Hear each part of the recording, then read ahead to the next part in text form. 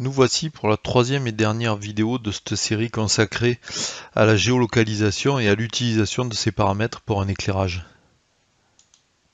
Tout d'abord, on va mettre en place le nécessaire pour piloter un éclairage de manière tout à fait classique, donc une sortie qui pilote de la lumière et une entrée reliée à un bouton poussoir.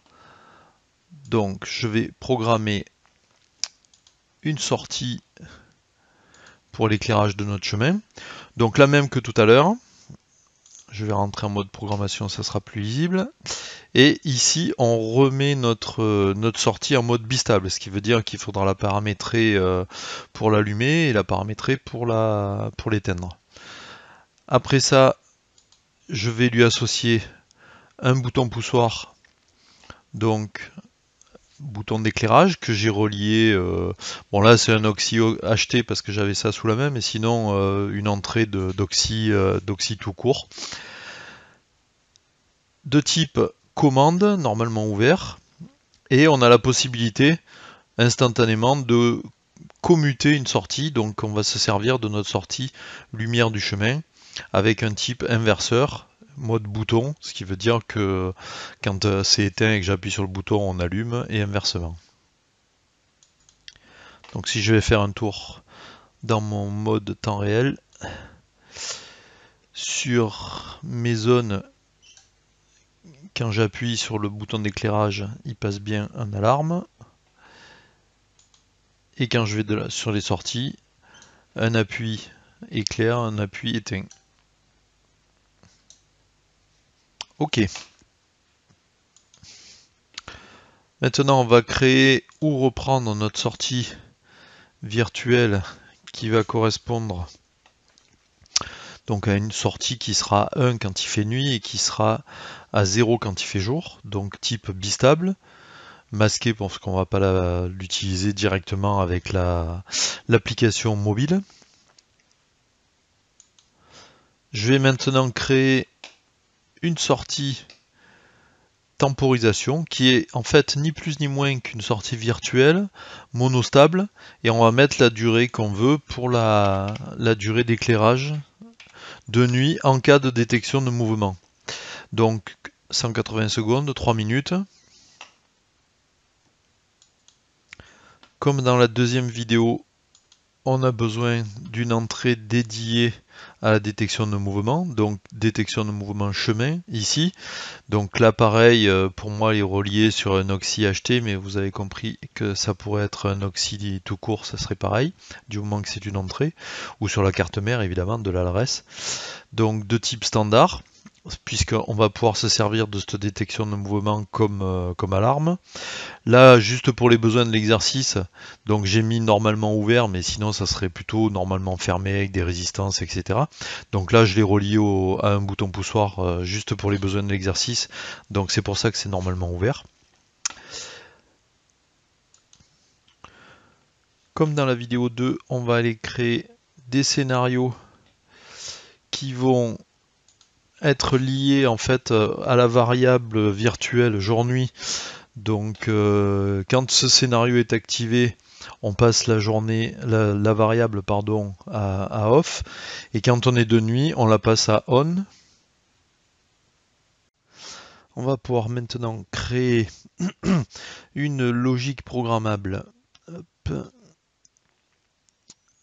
avec cette fois 3 éléments avec un et sur trois éléments.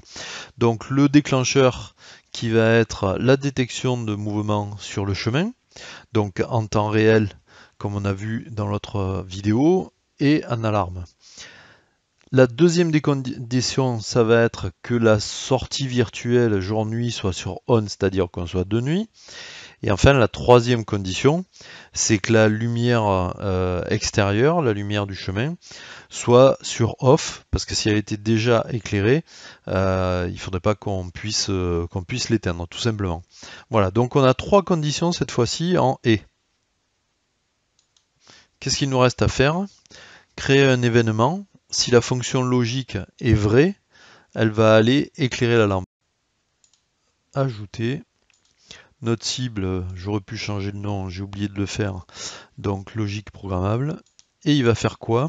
Donc il va activer ma sortie virtuelle de temporisation, donc lumière tempo, ce qui veut dire que cette sortie va être activée pendant les 30 secondes ou les 180 secondes, je ne me rappelle plus le délai que j'ai mis.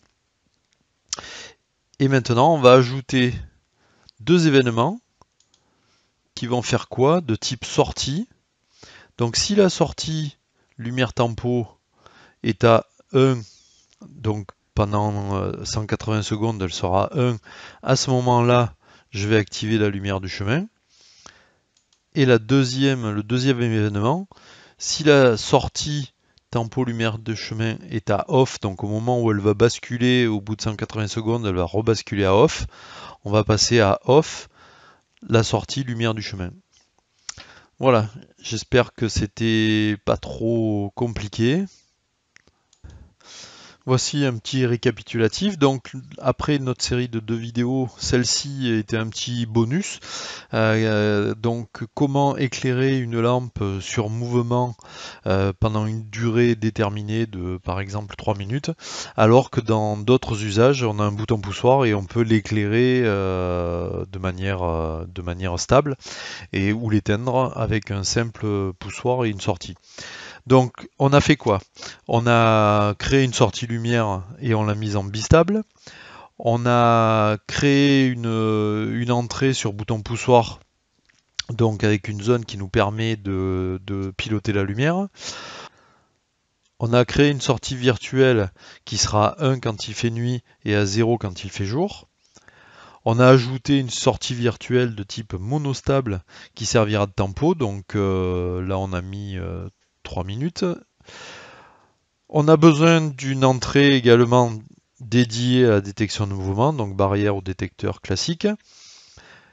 On a créé deux scénarios pour activer ou désactiver la sortie virtuelle jour-nuit. Je vous rappelle qu'on crée des scénarios parce que à partir des plages horaires, on peut piloter des scénarios et qu'on ne peut pas piloter directement des sorties. Donc ensuite, il faut créer les deux scénarios pour activer la sortie virtuelle. Donc on doit créer une fonction logique qui va valider nos trois conditions. Le fait qu'on a détecté une présence sur le chemin, le fait qu'il fasse nuit, et le fait que la lumière ne soit pas déjà éclairée. Et enfin, on va créer trois événements. Le premier qui va être déclenché.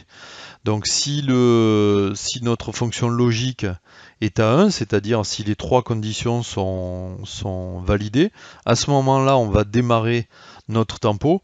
Et le simple fait de démarrer la tempo, on va créer un autre événement sur la sortie tempo. Le fait qu'elle soit démarrée, donc c'est-à-dire qu'elle soit égale à 1, va activer la sortie lumière. Et quand au bout de nos 3 minutes, elle va repasser à 0, on va désactiver la sortie lumière. Voilà, j'espère que vous êtes toujours avec moi, que c'était pas trop compliqué et que vous pourrez en tirer quelque chose sur vos propres installations. Voilà, à très bientôt.